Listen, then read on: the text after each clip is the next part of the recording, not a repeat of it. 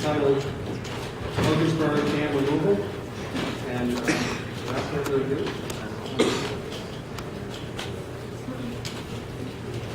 this is actually a co-presentation with Zach Monge from CH2M.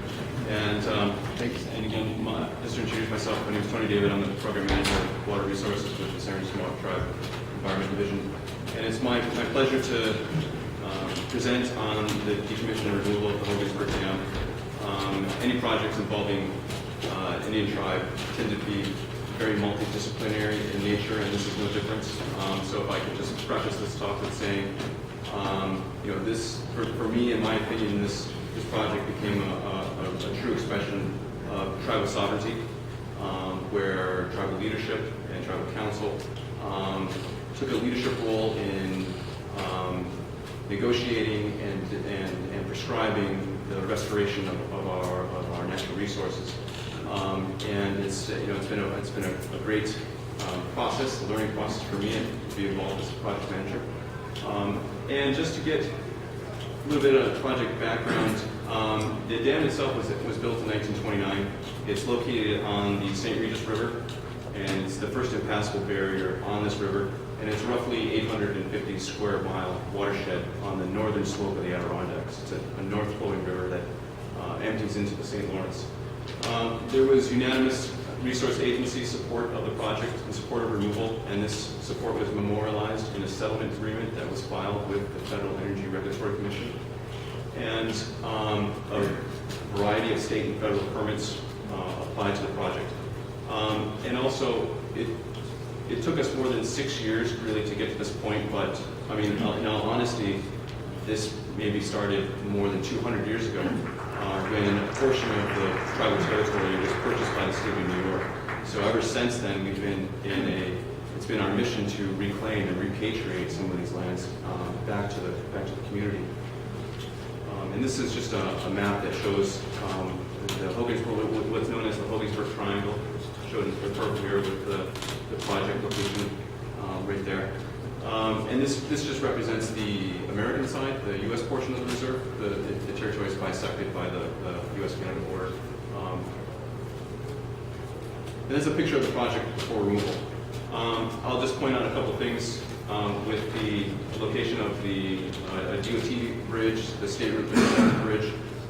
Any dam removal, you're always concerned about the impacts on utilities. And also, I'll talk a little bit about the project structures, but pay particular note to this. This is the stop log gate section of the dam. Like I said, it was built in 1929, so it stood for roughly 87 years. And it had a 12-foot high run-of-the-river dam and 250 feet long. It had no fish passage facilities, and so that became a really big issue. And there was a single vertical turbine within the powerhouse. I mean, it was a very small project.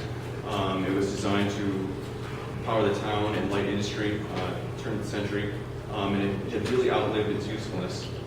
It was issued a Federal Energy Regulatory Commission license starting in 1985. It was a 30-year term, and it expired in September of 2015. Part of the decision-making process with the tribe, with tribal leadership, involved a very comprehensive decommissioning analysis of alternatives. And of course, there are obvious impacts to fish resources and aquatic ecology. And I'm not going to really get into the details about that, but certainly there are a lot of migratory fish that are a concern to multiple stakeholders. But just from a feasibility standpoint, there are definitely a lot of technical challenges that are involved with any dam removal, and it took a lot of time and effort, and money was spent on doing the investigations, collecting the right data, just to give us a confident concept of how to move forward and mitigate any of the numerous risks that can happen. A lot of these challenges involve sediments, whether it's quantity or quality. If dealing with contaminated sediments, we can certainly throw a monkey wrench in it, but we weren't dealing with problems associated with that. And infrastructure, Zach's going to talk a little bit about how we measure the risk to any of the infrastructure. I'll just talk briefly about the project economics. It was an old dam, outdated, and it lost a lot of money. And in looking at the relicensing of this project, a number of factors were considered, including how to upgrade it to comply with state, federal, and tribal environmental standards.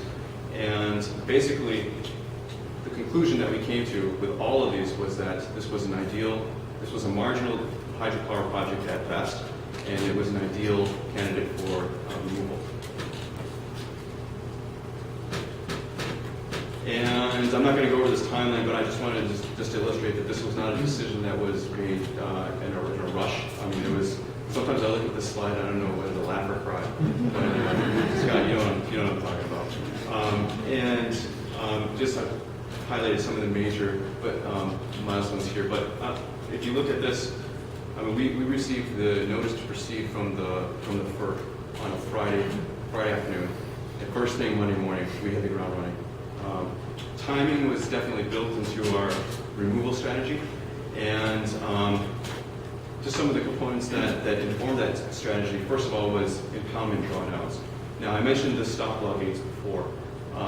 Those were operable, and we were able to open up the stop log gates, do drawdown simulations so that we could go look upstream and verify our data, verify our assumptions, and know what to expect. And that, when we did this, it really gave us a lot of comfort moving forward. So that was a really important exercise. And also, it informed our cofferdam design, how we wanted to do this job in an environmentally friendly manner, protect water quality, not violate water quality standards. And that led us to divide the project up into two phases. So we would isolate the project. All of the discharge of the river would go through the stop log gate section, and then we'd finish that part, flip the containment, complete phase 2, and then seal up the powerhouse, protect the bridge upstream, and then do some bank stabilization. The way this was achieved by very manually, and this is low technology, just stick a pick in a log and pull it up. And this only had discharge capacity of roughly 2,200 CFS. So we knew if we checked the weather and there was a storm event was coming, that we had to either hurry up and get the equipment out or finish the job and switch to the other side of the river. So, but again, initially this was designed for us to, this is what the pond looked like when it was drawn down. Initially, we wanted to do a fall drawdown to encourage sediment transport. We wanted to encourage a bed load erosion, bed load transport to try and flush sediments ahead of the actual construction season. And that would maximize the number of calendar days prior to the implementation to allow those sediments to disperse naturally and minimize the immediate short-term impacts. Ultimately, that was both impractical and unnecessary because the amount of sediments that were in the impoundment were virtually non-existent, at least in the riverbed. But the sediments that were present on the banks, we were able to draw down gradually. They dewatered. The natural vegetation, the natural seed bank took root, and these were stabilized naturally without us even really without a whole lot of intervention. We also, the gradual drawdown also allowed for the aquatic organisms to migrate, to sense there was danger coming and to migrate out. But of course, not all organisms can move very quickly. So there was Jessica Jock was basically in charge of the massive undertaking to relocate freshwater mussels.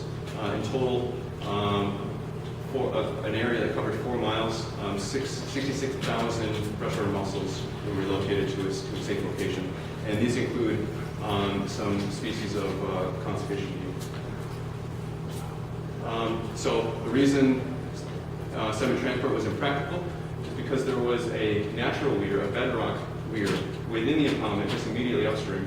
And this weir actually caused a ponding effect that was not really anticipated. So usually when you think about a decommissioning, there's a bowl, an empty bowl where the reservoir used to be, but this simply wasn't the case here. And immediately upstream was another natural pool. So really, as the greater distance you went upstream, it really didn't look like that much of a change. So now I'm going to turn it over to Zach.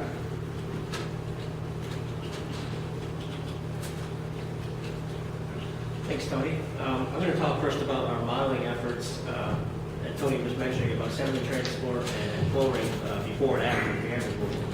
So the bridge that Tony mentioned, the interstate bridge in the previous photograph that was on the slide, we first looked at that with the different flow regimes pre and post dam removal.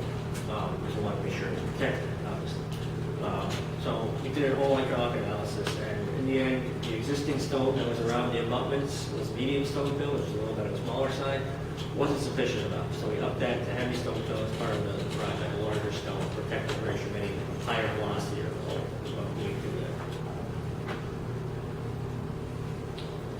These next two slides show our modeling results in detail. This one is total water depth before and after, so existing is before the dam, and the right side is post dam.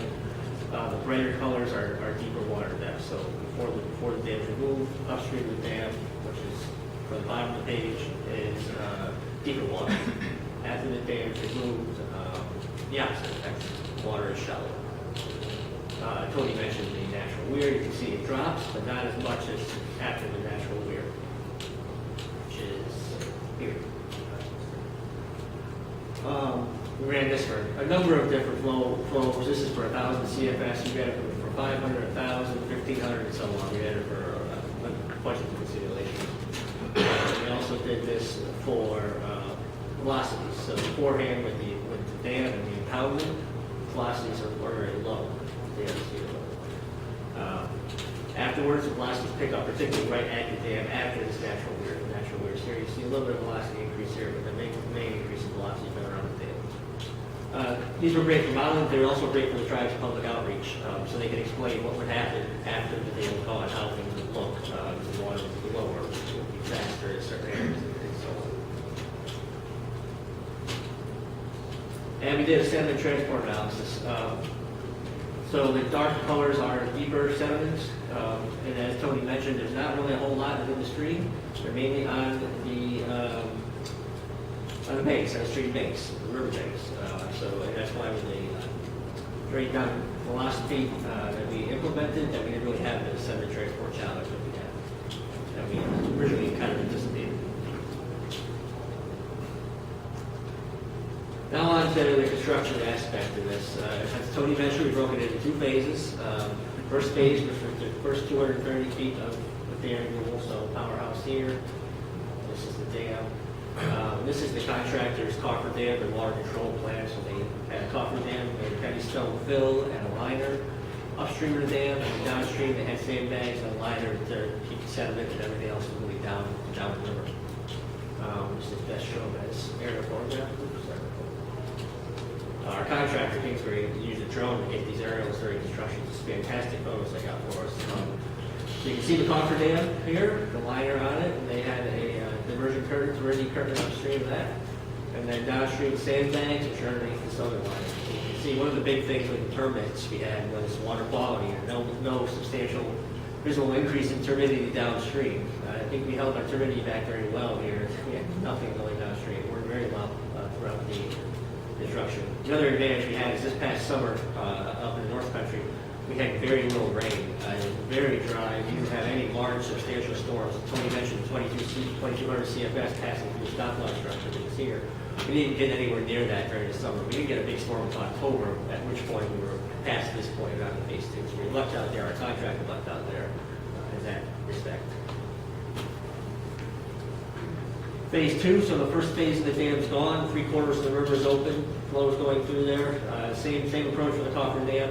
We didn't quite go with this approach, and the contractor had a few challenges downstream with powerhouse. There was something a little bit different there, but coffer dam upstream, sandbags around it, ready to curve as well. Same general idea. And here's the aerial of that. So in this phase, we finished the rest of the spillway. Stop log gates were removed right here. We sealed the intakes of the powerhouse. It's not in this photo, but we removed the trash racks and then sealed up that opening there. And then we armored it with heavy stone fill, which I'll talk about. So this size stone here is the heavy stone fill. The smaller stuff, which are shown here, is the medium stone. So heavy stone, these are big boulders. These are on small heavy matter. Bank stabilization. So we apply two different types of bank stabilization. Both this vinyl stabilization you see here, which is degradable mat and line stakes, and also heavy stone fill, riprap, and grounded heavy stone fill in the powerhouse. Originally, we designed this based on our modeling, so we had a combination of both riprap and vinyl stabilization. Our final installation was based on what we saw after phase one. So the river was 75% open after phase one. You really see the flows. The flows were all directed toward the east bank and the west bank, which is not seeing as much. So we lessened the riprap on the west bank and increased it on the east bank, and had more vinyl stabilization on the west bank, which is what this is looking at here. We also smooth things out, more natural banks versus the steep banks that were currently there before, particularly on the west bank, east bank rather. And the ground riprap at the powerhouse. This is where we're going to have really high velocities. The powerhouse is remaining for future years. Tony will talk about that. So we're modeling anticipated very high velocities here. So we instead of just standard riprap, we went with the grounded approach. So it's grounded in place. And we have these toe blocks you see all along the edge, all the riprap to hold back, to act as that barrier to keep the riprap from sliding in. Those are all keyed into the bedrock dowels and growls, so they're not moving. And then along the stream banks and up underneath the bridge, we had these heavy stone fill and riprap holders all throughout. I'll turn it back over to Tony to wrap things up. And just a little bit about the project budget. I know that's probably a big question people have. The project for this size, roughly the construction budget was just under $1 million. American Rivers estimates that for dam removal projects, you can allocate anywhere from 30 to 55% of construction costs for engineering. So we were within that range. So it's important that when you're anticipating these projects to leave a little more money in there than you think is necessary. But we were able to. There's a lot more resources and funding that were brought to bear on this project, either in the preliminary phases or even moving ahead, looking at the post-removal restoration and studies that will be accomplished. Future redevelopment plans. This is going to be the site for an art park. It's going to increase public access to the river. On the other side, we're going to build fishing access or points for parking and for river access and stuff like that. And so these are, again, these are in the works, and this is part of our MOA with SHPO to preserve the powerhouse and maintain the historic value of that. A project of this nature does not rest on one person. Many of you some of you in this room, if you see your name on this list, and that means that we've had to call on you once or twice just for some support. And also there are a lot of organizations that really pitched in to lend us some support. And that's really what the project looks like now. The recovery was almost immediate. We didn't have a lot of sediment issues to wrangle with, so short-term impacts were not great. And then the view from the other side is pretty much what it looks like right now.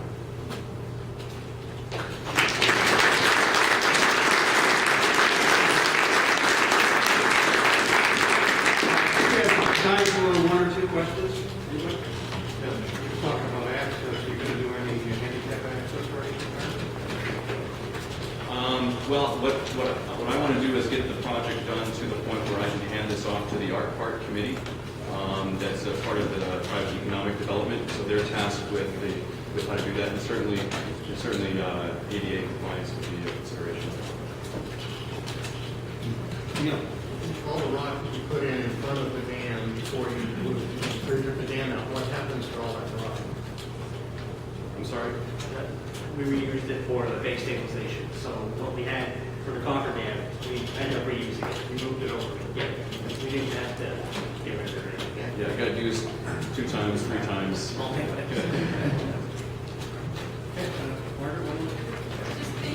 so the bank stabilization, it looks like you use like all the rock material. Did you consider any softer, more natural looking material to do that stabilization? So like I said, it was a combination of both. On this bank over here is where we had all natural live stakes. So the river really was the river's flowing at you, the river's flowing hard here. That's where we had all the stone stabilization. But this side where it's more natural, we had very little stone except around the bridge. It was all live stakes. So it was a combination of both.